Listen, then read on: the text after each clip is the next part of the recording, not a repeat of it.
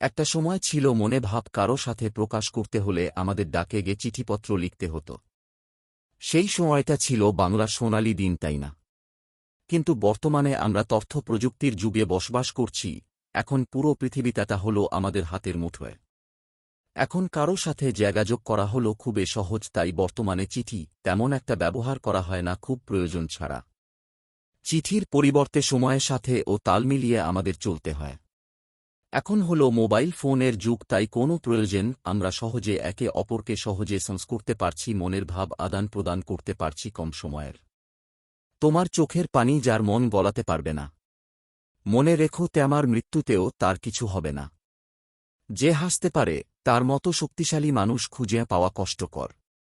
যে মানুষ অল্পতেই খুশি হয় সে কিন্তু অল্প আঘাতেই অনেক বেশি কষ্ট পায়। কষ্ট তো তখন হয় যখন কেউ অনেকটা কাছে এসে আবার দূরে চলে যায়। কারণ আমি জানি তোমার কাছে আমার ভালোবাসার কোন মূল্য নেই। বর্তমানে সহজে যে কাউকে মেসেজ ও এসএমএস করা যায়, তাই বর্তমান প্রজন্মের কাছে মেসেজ কালেকশন খুবই গুরুত্বপূর্ণ হয়েছে। অনেকে আবার ফোনে কথা না বলে ফেসবুক মেসেঞ্জারের মাধ্যমে সকল কথা বলে থাকে দিনে রাত প্রায় সব সময়। ছেড়ে দিলে সে যদি ভালো থাকে তাহলে তাকে ছেড়ে দাও, কারণ ভালো রাখার নামই ভালোবাসা।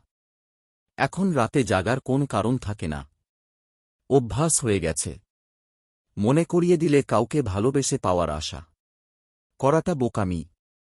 ভালোবাসার জগতে কিছু প্রিয় যদি থাকে তার নাম বেদনা।